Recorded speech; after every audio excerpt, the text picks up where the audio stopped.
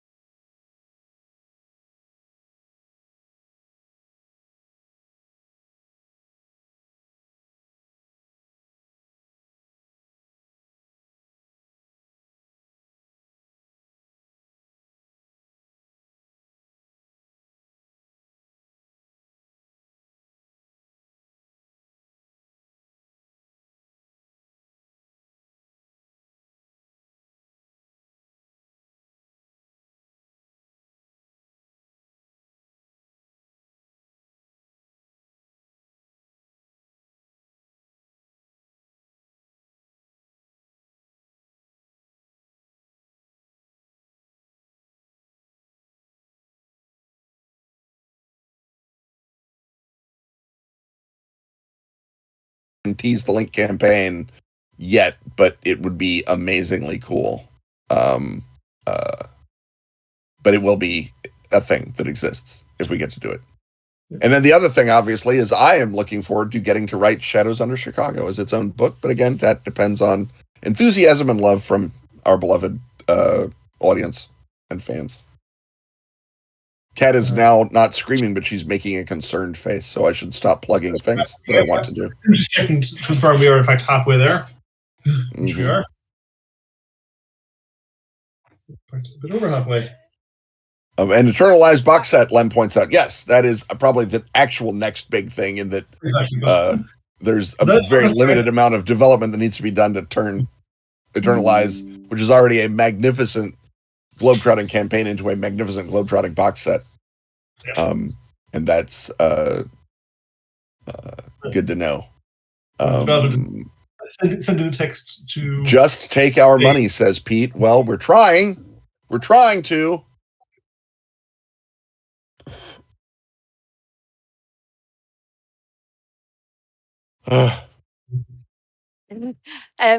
Sorry. Yeah, I suddenly I have this is the computer that I'm on the Discord, but there's another. I have another computer here that's running the streaming. So I don't know. It's just suddenly the audio has kicked in, and I don't know why. Is that good? Well, that's good, right? I mean, question mark good, but it also means that I can now hear the sounds of the chat from that computer as well. So anyway, that's why I was distracted. So I hope you didn't reveal any big secrets while I was away. No, only the things that we've already agreed we're going to be doing. Definitely. No question. Yes. Ken, you will get to spend huge amounts of research time looking into your favorite cities in North America. That is basically a direct quote from Kat. Pelgrane will be letting you produce the city setting books of your ultimate dreams. Also, Gar will help. Oh, but you know I'm distracted and not listening. How very dare you? Gar is definitely going to be to the fact that you're is going to be a giant help on Providence. They may make me write Chicago all by myself, like I did London. I think it's hard to say what we'll do. Also, secret stretch goal. While Kat is distracted, secret stretch goal: the Gar and Ken Oklahoma road trip. We'll be going to Oklahoma. We'll be live streaming it. It'll be like one of those popular YouTube channels that the kids love. We'll see Gar eat a onion smash burger. You can't have more fun than Ken and Gar in Oklahoma.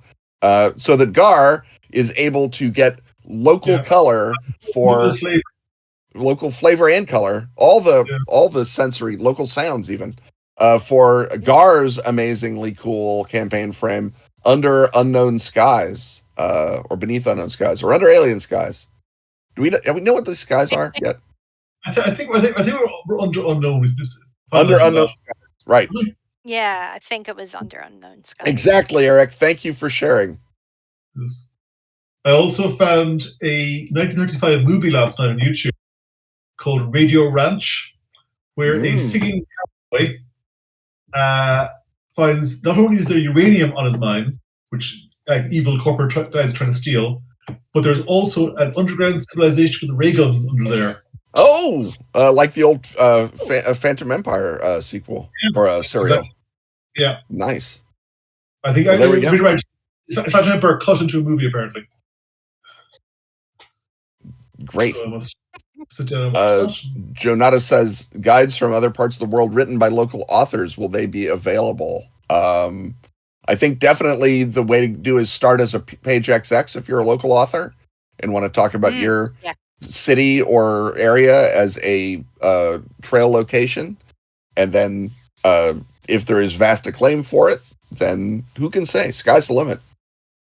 Many people have started as page XX authors, and some have gone on to the level of fame and fortune that you see before you now. Local flavor, aka a billboard every 5 miles reading "You Have Sinned." The billboards were a little farther apart in the 30s, I think. except for the Burma Shave ones. Those were great. Route 66 goes through that part of Oklahoma in 1926. Little known fact.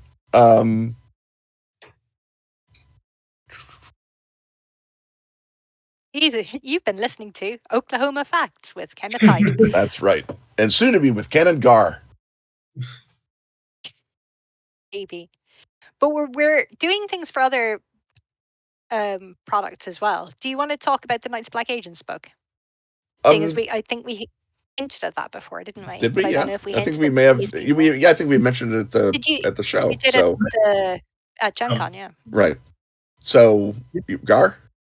Yeah, we are slowly working away. Well, it's been like pushed back by last minute trail stuff on threat profiles, which is basically an NBA bestiary.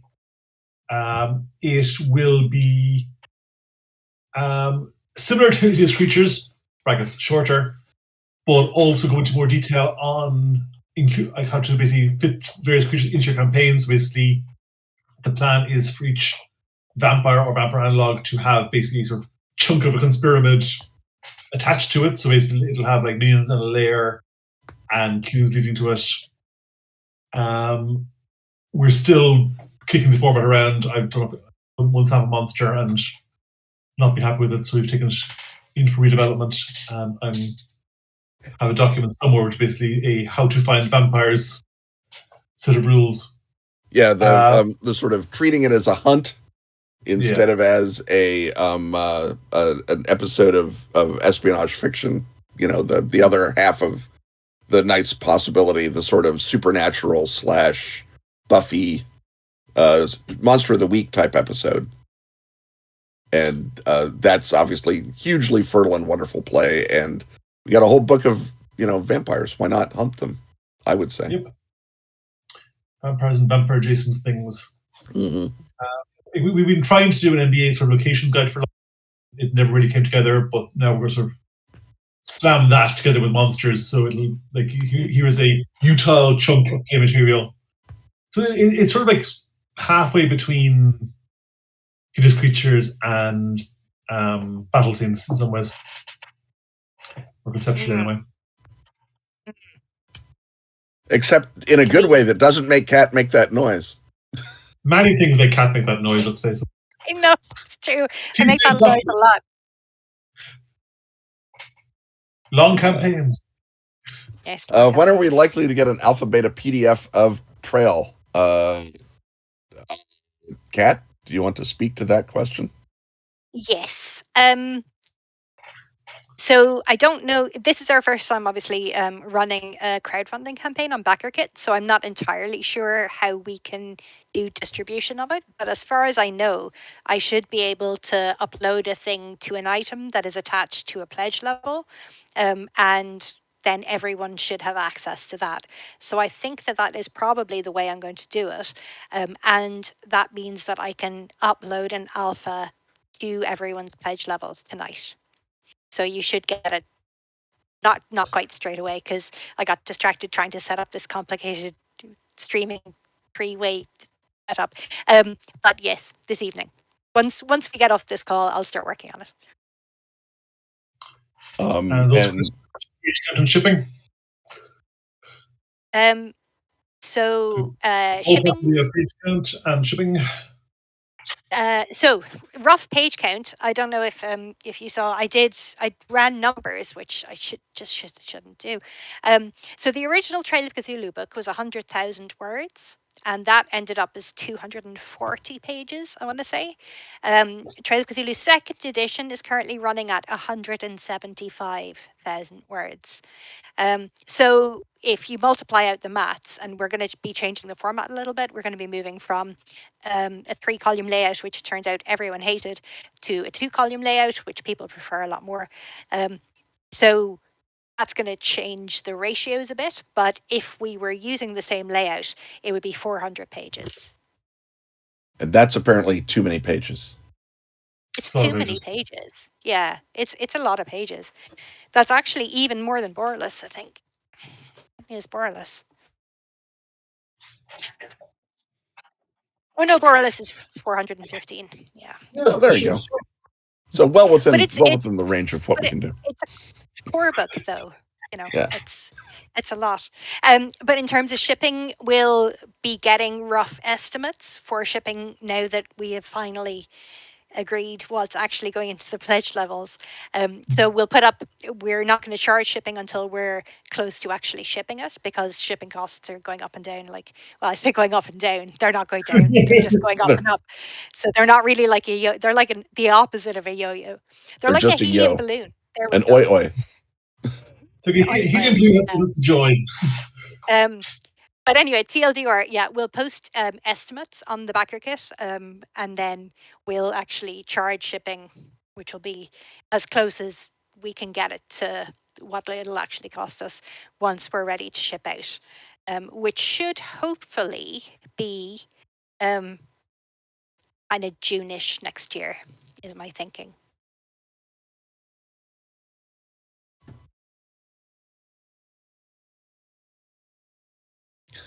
Ars Magica will be over 600 pages, says Lee Rossiter. Lee Rossiter is also jealous of our book collections. Today is definitely the day of crowdfunding launching, giving everything since launching today. Right. Yeah. Hal emailed me to say, hey, do you want to do a, I don't know, he had a term for it. What is it? Like when different campaigns, I don't know, help each other out. Like a, I don't know what it's called. Yeah. Crossover? Crossover, collab, maybe? Like a collab thing. But they have a campaign finishing tomorrow. And they were like, we can do like a 24-hour thing. And I was like, sure, I don't know how that is. Yeah, me too, Rick Baines. Yeah. My Health Detectives thing is short. My Health Detectives thing will be short. Yes, that will be short. I've told the Patreon people about that, but I haven't told anyone else. So do you want to tell people about it? We mentioned it at Gen Con, but a while back at the one of the Pelgranistas Gen Con or Dragon Meet games, I ran. Oh no, for Corcoran. I ran a sort of spoof Tolkien-esque detective thing where basically you're playing halflings in the serial numbers followed off Shire, and I have browbeaten Cat into letting me do it as an actual game. So it's currently called Shire's Out. It is the sort of comedic gumshoe game where you are playing amateur halfling detectives in a cozy fantasy with lots of murders version of the Shire. And it is sitting on, or the current draft is sitting on Cat's computer waiting for time to suddenly magically appear for her to read it. Waiting for, magical mystery time. It's just, Trail has just, I've been very, very blinkered and focused on Trail because I love Trail. As well you should. So that's been very exciting to me to have a chance to actually work on it.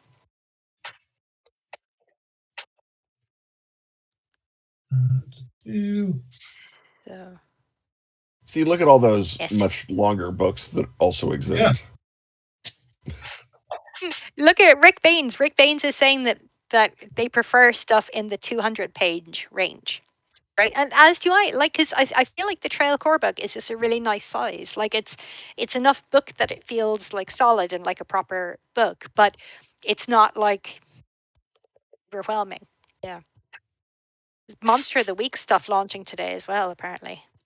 I presume they Discworld, Modifius's Discworld. I got an email from them.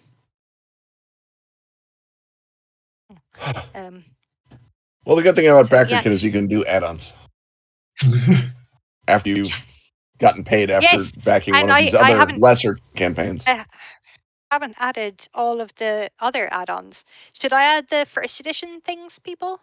Do people want to buy them? Lesser games attempting to ride the enthusiasm for Trail of Cthulhu, says Aaron. Exactly.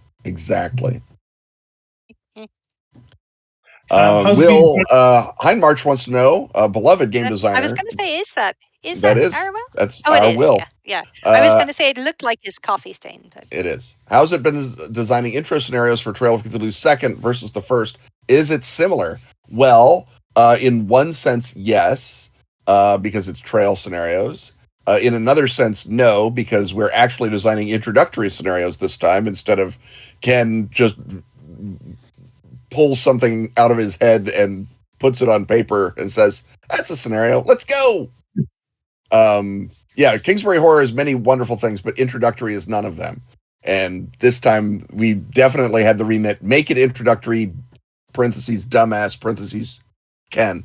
And it is a little difficult to make an introductory scenario to a genre and a game as well known as Trail, because you're at the point now where an introductory scenario reads as cliche. Oh, my uncle died. Did he leave me a haunted house? I hope so. That kind of thing. And it's very difficult to write. Oh, are the Nazis looking for an artifact? Goodness me. Did they ever get around to invading anything? Or is this just archaeology with them now? So it's tough to make those both grabby on that a larger, here's what stories look like level, and also a proper scenario without it just being three scenes in a row. Ghost with a knife, which is great. That's a great introductory scenario for BRP. But it's it doesn't. I feel like as great as The Haunting is, it doesn't really open up the world of Call of Cthulhu as much as it would be even if it were a deep one with a knife. But again, who am I to pick nits? So the tough part is, can you open up a world with it, and does it seem like a very standard introduction without being super cliched and boring? And poor Gar, you wrestled with I don't even know how many versions you went through of your opener. Quite a lot. Yeah, exactly. I wanted it to both be as simple introduction as possible, which it sort of fulfills, but also interesting and for experienced players, and also as sort of as pure a Cthulhu experience as it could be. Arguably, we should also just release a really simple scenario for this is not for you if you've played Cthulhu games before. This is for people who haven't.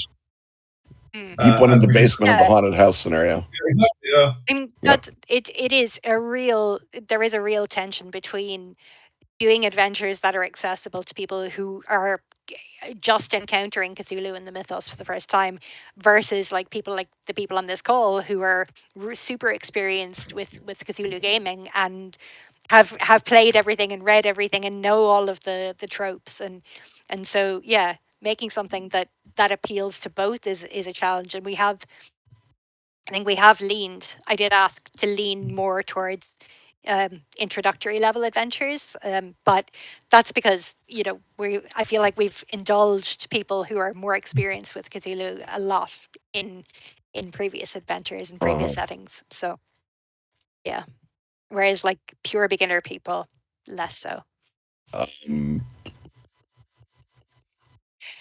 Aaron, don't worry. The Nazis are there are cliche Nazis along with the regular Nazis. You can punch both kinds of Nazis in Hammer of the Gods.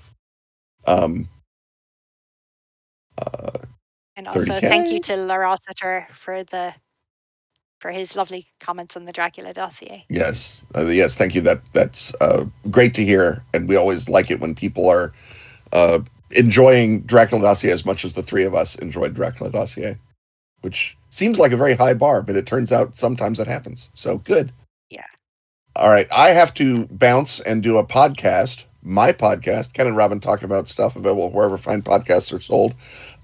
So thank you all. Thank you, backers. Thank you, future backers. Thank you, beloved fans. Thank you, people who are at work and convincing their boss that this is some sort of important document that they have to pay attention to. You're great. We love you all. Peace. Okay, thanks very much, everyone. I'll shut it down now and get to getting you all your PDFs. And just quickly to answer Tim's question about Casilda's song, Robin has submitted the final post playtest edited manuscript, so it's also on my computer waiting for me to find time to read it. But less so because it's been extensively and rigorously playtested, and so it should be relatively okay. So yeah, soon. Thank you. Anyway, all right, thank you Thank you, all Aaron. so much for everyone. being here, and thank you all so much for backing Trail of Cthulhu Second Edition. We're, as always, we're on the Discord anyway. If you have any other questions, if anything came up that you want to know more about, ping us either there or ping us on BackerKit. All right, thanks everyone. Bye. Bye-bye.